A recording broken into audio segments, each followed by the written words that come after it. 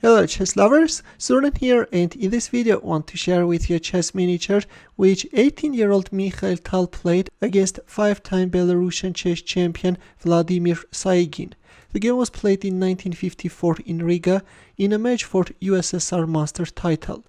In this game Tal had white pieces and he opened up with e4, to which Saigin responded with Sicilian defense. Knight f3 d6, d4 c takes d4, knight takes d4, knight f6, knight c3, a6. Neither variation is on the board, against which Tal is choosing the Amsterdam variation f4. e5, immediately black is striking in the center.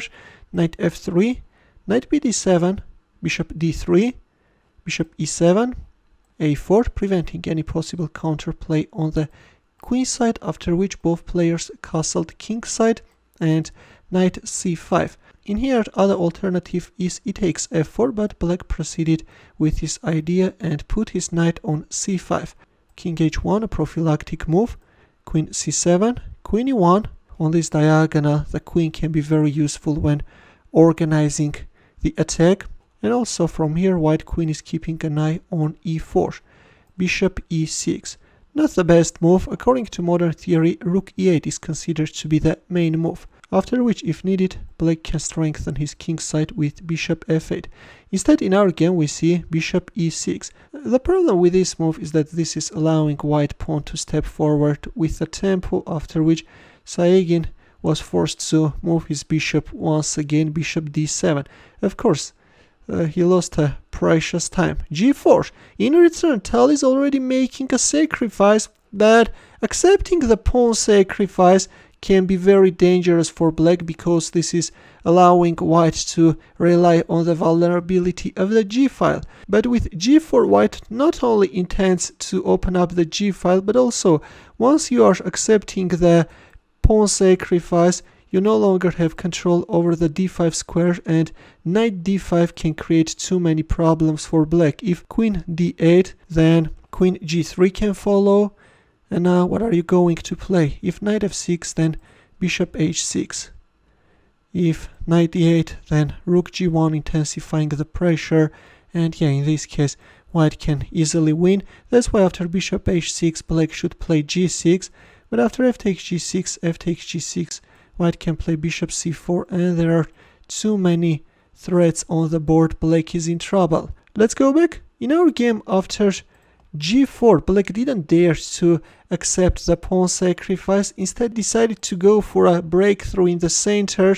This is usually a very effective method of fighting against typical structures. By striking in the center, by going for this important d5 move, black is managing to open up the position and is neutralizing white's attack. But in this case, this is a mistake. Instead, it was better to play bishop c6 and cover the d5 square.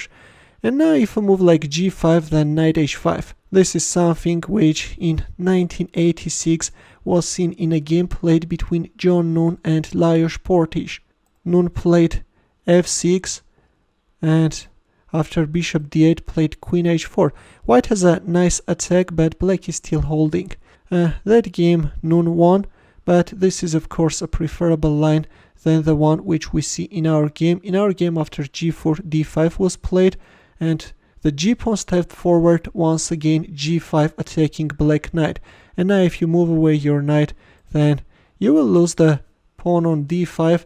That's why at this point black played d takes e4. Well, if knight takes e4, then knight takes d5 is again winning. White is managing to win a piece. In our game, after g5, we see d takes e4 and g takes f6. Bishop takes f6, knight takes e4, knight takes d3, c takes d3, and at this point on move 18, black resigned. The storm is over, and as you can see, Mikhail Tal managed to get off with a whole skin. He is a piece up with an easily won position. That's why at this point, 5-time Belarusian chess champion Vladimir Saigin capitulated. When playing against Tal, one has to be very careful. That g4, g5 idea was actually very strong, and that was a pure Tal style, you know? By the way, I almost forgot to mention that by defeating Vladimir Saigin in this qualifying match, Mikhail Tal became a Soviet master. In the end, the chess puzzle for you where the task is to find the winning line for black. It's black to move, and I will wait for your answer in the comment section. Thanks for watching. In the end, feel free to check out the playlist of Mikhail Tal's games as well. I will see you in my next video. Take care.